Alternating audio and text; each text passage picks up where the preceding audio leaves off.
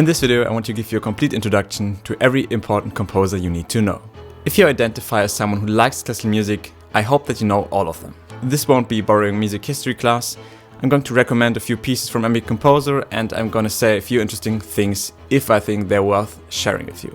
Let's start with the first important period. It's the Baroque period from 1600 to 1750. You can't exactly say when a period starts and ends, you just look afterwards. So this is what the music was, now it's different, and let's just call it Baroque period.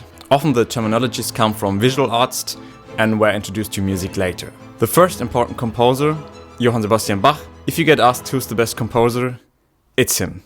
He's the first big classical composer, he's the master of counterpoint, known for his fugues and oratorios. Somehow it's very difficult to play Bach, even if it's technically not that difficult. Mainly his music has something that resembles the creation of everything. When you listen to Bach, you start to believe in God more and more. I don't know if Bach was seen as talented, but he definitely worked a lot. He wrote a whole cantata every week because the church would perform a new one every week. So it was not just talent, but also hard work. The pieces I would recommend listening to are the Christmas Oratorio. I already sang it in choir, it's beautiful. And the Johannes and Matthäus Passion. Maybe also the Art of the Fugue.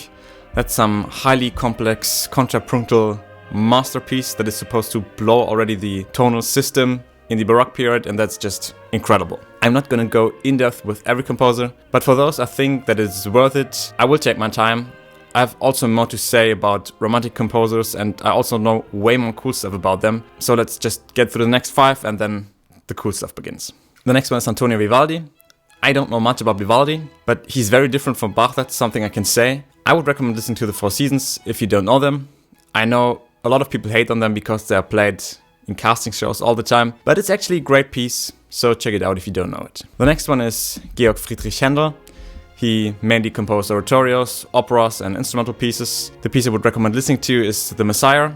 I'm not the biggest Händel fan yet, but The Messiah is legit and you should check it out. The next period is the classical period. It's from 1730 to 1850, around that time. The first big composer I want to mention is Joseph Haydn. He mainly shaped string quartets and orchestra music. By the way, wrote over 100 symphonies, and most of them suck. Sam Riddle, a very famous conductor, you may have heard from him. He actually loves Haydn. There must be something I still don't understand about his music. But I would still recommend you to check him out. The two pieces I would recommend are the B minor piano sonata and The Creation. Next one, Wolfgang Amadeus Mozart. Yes, he was indeed a genius.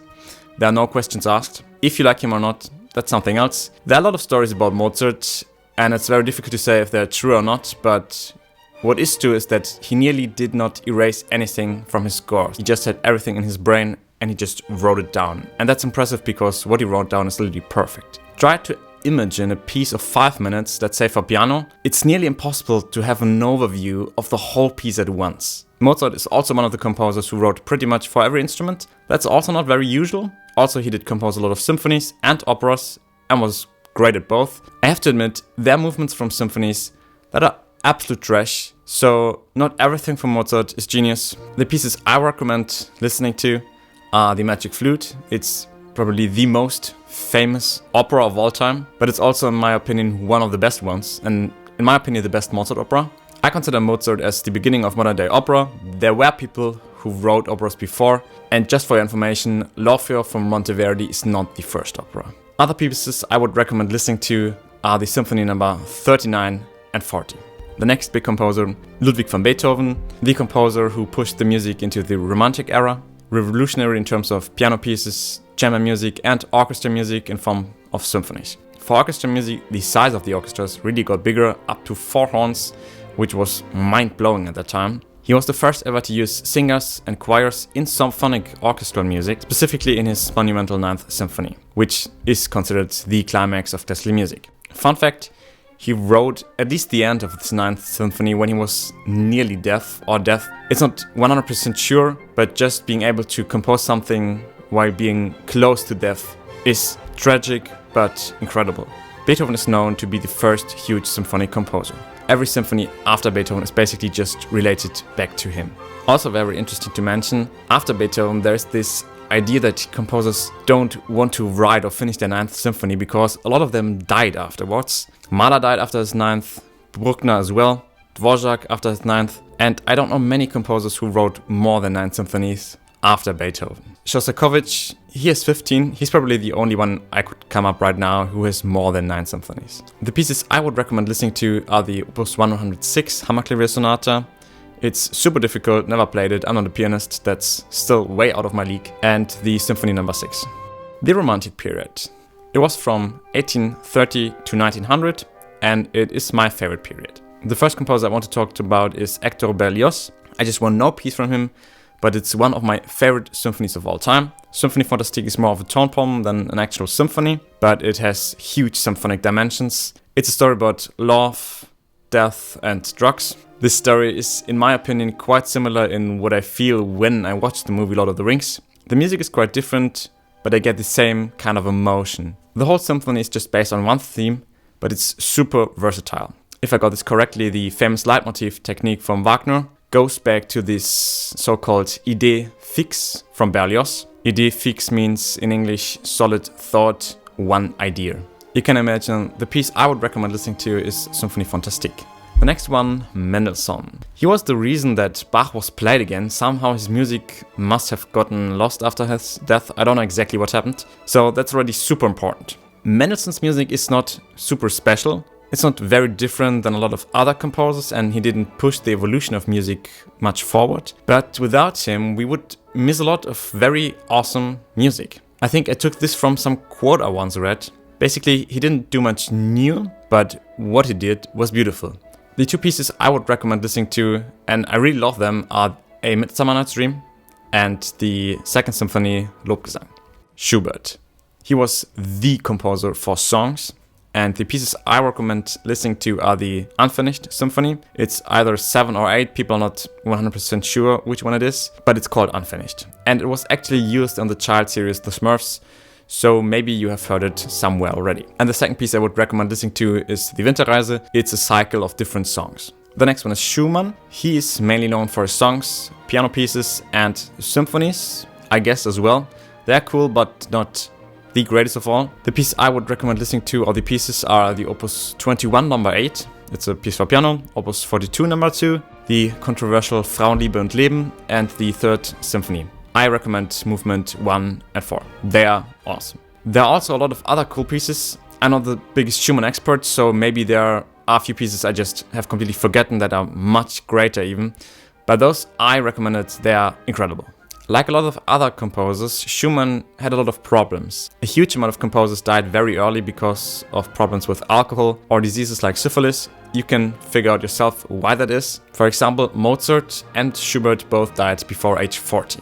Schumann had mental problems, and he even tried to take his own life a few years before he died in a psychiatry. Even the absolute greatest composers, I don't know if it's true for Schumann, but a lot of them struggled also with money. So being an outstanding composer had its price, and I guess still has. The next one, Chopin. All pianists' favorite composer, and I have to admit I do understand why. I would listen to all the ballads there just 4, and to the Sonata No. 2 and 3. I heard the third one from Zimmermann and Bronfman, and I can tell you I started to believe in God again after listening to those two. Oddly enough, it took me some time to enjoy the third one. I don't know why, but nowadays I absolutely love it, and it's one of my favorite piano pieces of all time. I guess Chopin would be in my top 10 list. The next one is Franz Liszt. The piece I would recommend listening to is the B minor piano sonata. It's incredible. I recommend the recording from Christian Zimmermann. Also here, it took me some time to enjoy it, but now I think it's my second favorite or my favorite piano piece of all time. I listened to the sonata in Salzburg from Igor Levit. It was pretty good.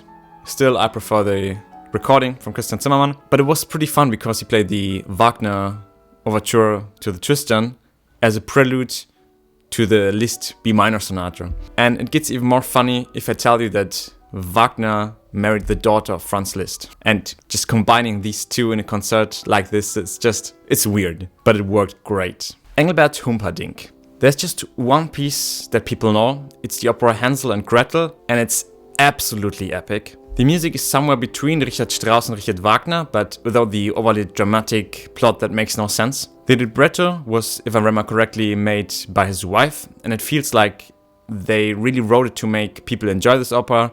They must have been obsessed with the vision for this fairy tale.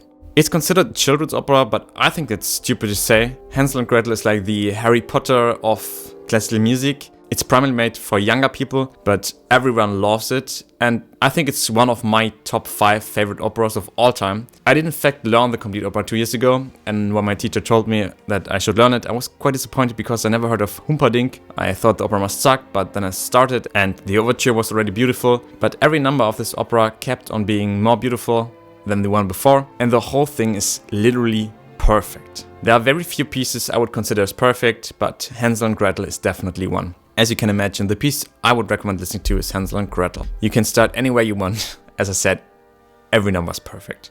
The next one, Verdi, the old grandmother's favorite composer. He's definitely known for his operas, not for symphonies or stuff like this. I don't even know if he wrote symphonies. I don't enjoy Verdi yet. For me, he's like an Italian, more romantic but worse version of Mozart. I guess the only reason Verdi is actually played all the time is that it's not as difficult as Strauss, and the people who go to opera want to hear it and they don't have any taste. No, this was a joke. Yes, Verdi is easier to play than Strauss, at least the early Verdi. I heard that Otello should be quite difficult, and in addition to that, I also think that Verdi is so beloved because it's not too difficult to understand, because it's not so complex than other late romantic composers. I'm pretty much hating here on Verdi, but I have to admit that I don't know very much pieces from him. In preparation for this video, I was listening to a tiny bit of Otello, and it did sound quite cool, so maybe that's what you want to check out. The next one is Wagner. He's also definitely known for his operas. He started the world famous Bayreuther Festspiele. He's revolutionary in every regard, and he was obsessed with a vision and an extreme wish to express himself, and you can hear that in his music. He wrote his own librettos for his operas because he saw everything as one big piece of art, and I guess he just wanted to have a complete control over everything. He started learning music because he needed, or let's say wanted, music for his theater plays, and then he tried to compose something, and he very soon realized that it's not as easy as he expected it, so he took lessons, and then he became one of the most influential composers of all time. Wagner is not allowed to be played, or was not allowed to be played, for a very long time in Israel because he was an anti-Semitic and he didn't like Jews. He wrote a paper about the Jews in classical music. I don't know what stands in there, but Wagner still acknowledged Mendelssohn, who was a Jew, as I think, quote, the greatest composer since Mozart. So Mendelssohn is indeed awesome. Wagner pushed the boundaries of tonality so that people were asking if his music was still tonal, at least for some pieces in the classical sense. For example, the actual key A minor of the Tristan Overture is not played at all in the piece, but you can still somehow recognize it. To get to the point of, how Schönberg called it, schwebende Tonalität, an idea where the key is fixed somewhere but very loose, he used extreme chromaticism, enharmonic, and alterations. Wagner even invented his own instruments, but still for most of his life he struggled with money, as so many other composers did. And the pieces I would recommend listening to are the Tristan and the Lohengrin Overture. They're absolutely amazing. The next one, Brahms.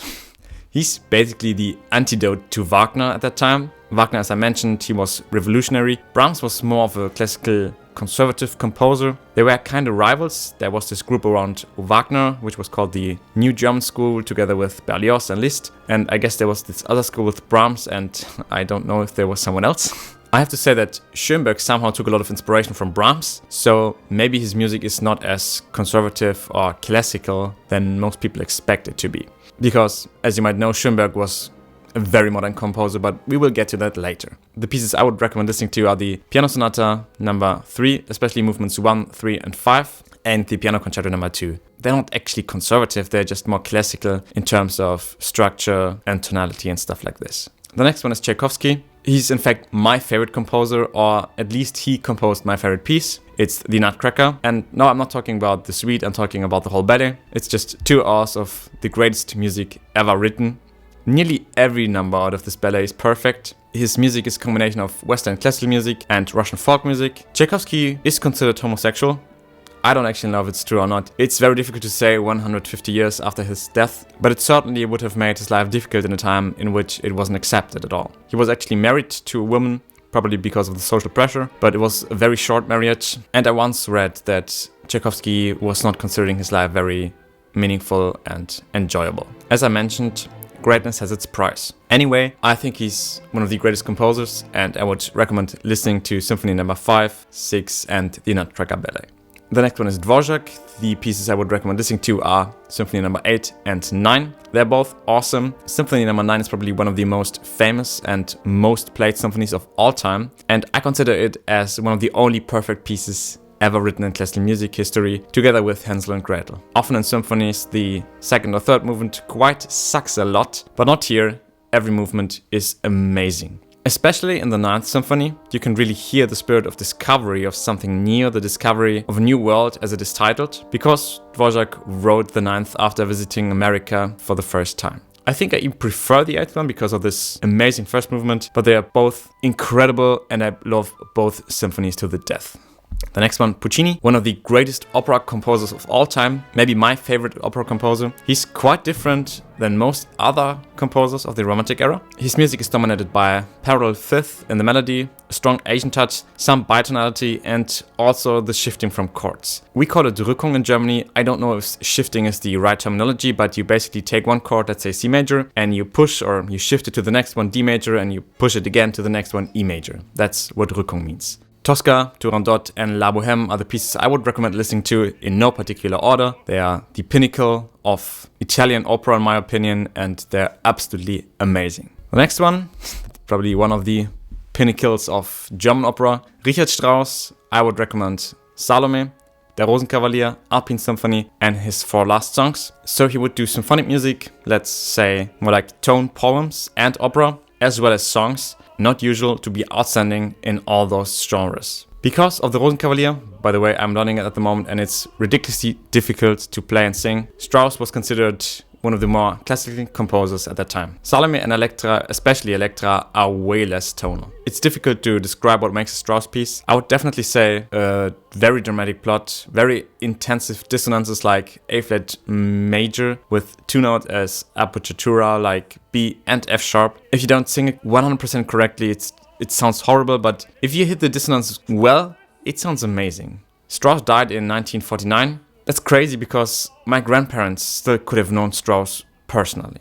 The next one, Anton Bruckner, considered the Wagner of orchestra music with a strong religious touch. Yes, he adored Wagner and studied his operas, but just the music, not the text of the singers, which is a bit bold and repulsive at the same time. I would consider Bruckner's music as beautiful, epic orchestra music, and he's one of my favorite composers. His music is close to Wagner's, but not as close as most people think it is. Bruckner is way more tonal and uses the relationship of thirds way more than Wagner does. He was using more traditional appoggiaturas and was way more classical. Typical for Bruckner is the huge formal aspect. He often has more than 2 themes just in the exposition and also the length of the pieces. I would recommend listening to Symphony number 4, 7 and 8. If you just want to check out one, listen to the beginning of the 7th symphony. Next one, Mahler, the pinnacle of huge orchestras. His Symphony number 8 is called Symphony of the Thousand because you need so many people to be able to play it. I don't think it's 1,000, but very much. His most famous pieces are his symphonies and Das Lied von der Erde. He was also genius at composing for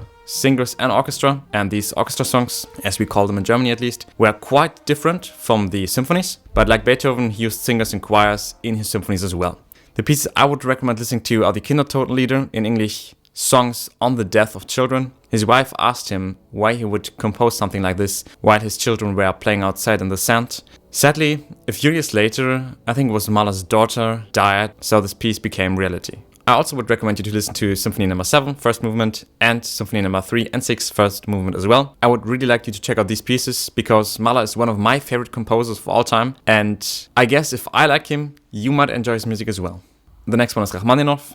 He's mainly known for his piano pieces and orchestra pieces. His music is considered melancholic and a bit depressive, but there's a lot of depth in there. A lot of things that are extremely relatable to what we humans experience in life. That's what makes him such a great composer. I would recommend you to listen to Piano Concerto number 2 and 3. I prefer 3, I guess.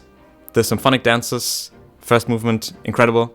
I don't know the other ones, but I'm pretty sure they're also incredible. And his Opus 39 number 5, a piece for piano, also incredible. Further, there are a few names you should know. I just want to go over them very briefly. The first one is Grieg. I would recommend the Opus 7 Piano Sonata and In the Hall of the Mountain King. That's super famous, you probably will know it.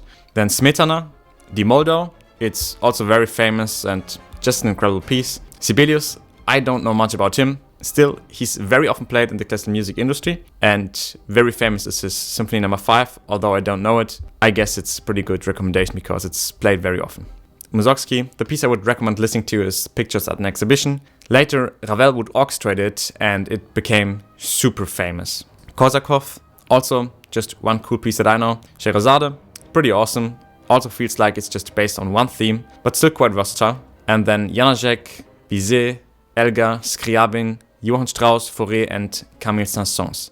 The next period is the 20th century, and the first composer is Debussy. His music still sounds tonal, but he composed a completely different way. It's absolutely revolutionary. He was using the pentatonic scale, the whole tone scale, and others as his fundament of his music. And because of the pentatonic, that is just made out of 5 notes, you can hear some kind of Asian influence. Debussy belongs to the musical impressionism, so his music is more influenced by the sound color, the impression of the music, instead of the other typical parameters like tonality and structure. The 2 pieces I recommend listening to are La Mer for orchestra and Reflet dans l'eau pour piano. There are so many awesome piano pieces from Debussy, that's why it's so hard to choose just one. The next one, Ravel, the other great composer from the Impressionism. In his music there's more structure, and it is somehow better to understand. It's difficult to explain, but Debussy is more vague than Ravel. I absolutely love Ravel, and Gaspard de la Nuit, the piece I would recommend listening to, is one of my favorite pieces, if not my absolute favorite piano piece over Liszt's B minor sonata of all time, especially the first movement. The 2 other pieces, also absolutely incredible, are Daphne Chloe, the second suite, and Ma Mère Loire, both for orchestra and incredibly beautiful. I said it in a video before, but the beginning of Daphne Chloe, this second suite, is the perfect translation of a sunrise into music. It's the best sunrise ever composed, in my opinion. You can really feel the sunshine on your skin, the smell of fresh cut grass, and the rise of the morning. Next one, Schoenberg.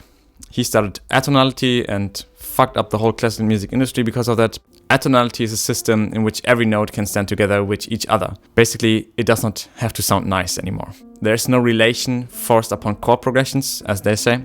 It should give the composer the absolute freedom to do whatever they want. And the 3 things that people talk about when referring to atonality are the emancipation of dissonance, the non-existence of a tonic, and the strong linear thinking. I'm pretty much stressing here on Schoenberg, but his early atonal pieces like the 7 early songs, how they're called, they're absolutely incredible. That's something you should check out. The problem are the 12-tone pieces that have absolutely nothing to do with tonal music anymore. Most of them are just constructed mathematically and, in my opinion, not worth listening to. Most people back at the time who composed thought this is the way to go, and they composed atonal and then the whole system was fucked up. I also don't want to talk about the composers like Stockhausen, Boulez or aleatoric composers because it's the same there, purely mathematical and not worth listening to. Aleatoric is literally a code that determines which notes have to be played when, and it's not a smart artificial intelligence, it's just a stupid basic code that's absolutely trash. There are 2 composers close to Schoenberg I want to mention because they have some cool pieces.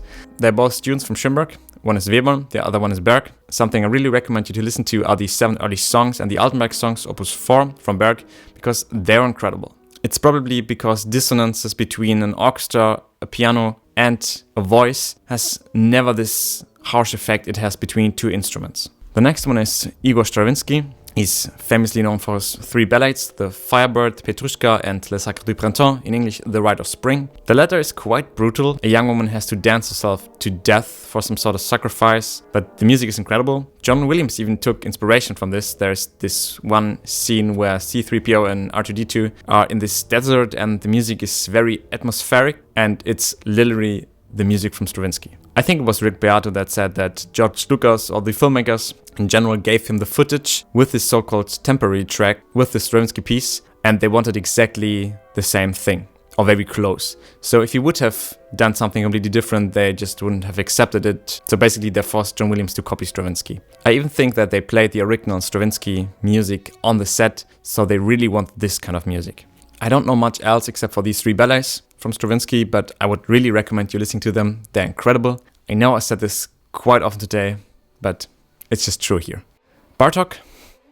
The piece I would recommend listening to is The Miraculous Mandarin. It's quite similar to the Sacre from Stravinsky. Brutal, raw style of music in common. Bartók's music is influenced by his origin, like basically every other composer as well. So for him it was Hungarian folk music. Don't worry, his music won't sound like Hungarian folk music. It is classical music with an Hungarian touch. Every time a new style of music was born, composers merged two different things together, often just two different ones, because they didn't have access to more. And this is a bit the problem nowadays, because we have access to basically any style of music, and somehow, I don't know why, it makes it difficult to develop a new style. Next one, Prokofiev. I don't know much about Prokofiev, but he definitely deserves to be on the list. I heard that Piano Sonata No. 7 should be pretty cool, so maybe you want to check this one out.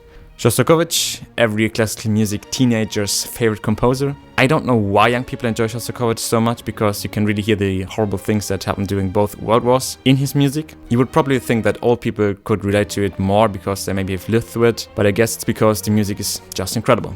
I recommend listening to Symphony No. 5.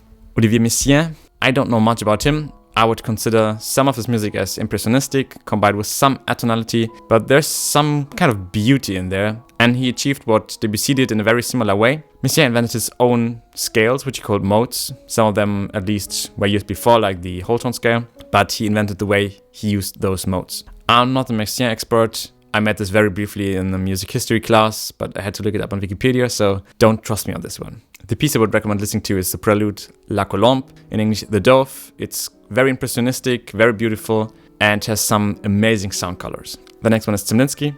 I don't know much about Zemlinsky either, but his 6 Maeterlinck songs, opus 13, are amazing, so check them out. I'm currently learning one of them.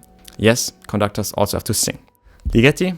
One of his pieces called Lontano was used in the movie The Shining. Incredible movie. I actually played this piece in orchestra before, and when I did watch the movie, I didn't recognize the piece at all. So that's not a good sign, or we just played it terribly. Lontano is more of an ambient sound type of music, but what's interesting is that every instrument has its own part. So every single one of the violins plays something different. That is, by the way, absolutely not usual. You can imagine how big the score must be. Normally all first violins play the same, all violas play the same. At least for the strings, it's like this. In the beginning of Lontano, there are just very subtle tone changes, but every instrument makes them at a certain different point in time. You might check it out. It's quite interesting. Or just watch the movie. The music works great with the movie, and I once watched a video where they explained a bit how they fit the music to the movie, and they must have been obsessed with it, and you can hear this. Furthermore, there are a few composers I want to mention. Korngold, the piece I would recommend listening to is Die Tote Stadt.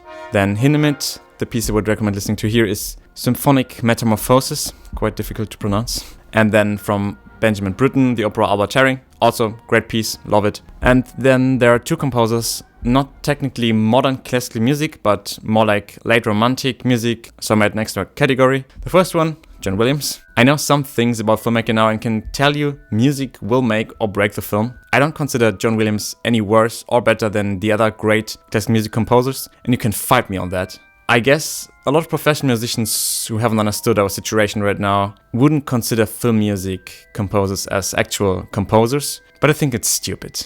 John Williams is basically late romantic, early 20th century epic orchestra music. He also wrote very different scores, for example for the movie Catch Me If You Can. It's quite jazzy. I'm not the biggest jazz fan, but it's cool and works great with the movie, and I have to say that I absolutely love John Williams. My favorite 2 scores from him are Harry Potter and Star Wars. Some might prefer Jurassic Park, some Indiana Jones. I don't. I don't think I have to recommend any piece here. If you don't know them, just go watch Harry Potter and Star Wars. And the second one I want to mention is Ennio Morricone. Quentin Tarantino, I guess you know him, he's one of the most incredible movie directors at the moment, said that Morricone was his favorite composer, even over Mozart and Beethoven. Maybe he was a bit biased because Morricone wrote the score for The Hateful Eight from Tarantino, but I have to say, the opening music of The Hateful Eight is absolutely amazing. It starts like Mahler's First Symphony. There's one note in, I don't know, I think it was 7 different octaves, then the bassoon melody starts very low and you can already feel what the plot's going to be. And then there's this incredible epic climax at the end of the overture, and there are so many different layers of instruments and so much chromaticism that resembles the overture of Wagner's Hollander, but in a more extreme way. Absolutely amazing. If you're still watching, thanks for your time. I hope you learned something today. You do know the most important composers now, and it's your turn to go listen to them. If you want to support my mission to save classical music, the easiest way is just to like, comment and subscribe. This will trigger the algorithm and would really help me. Let me know what video ideas you would like to see in the future. Thanks again for watching, and we see each other on the next one.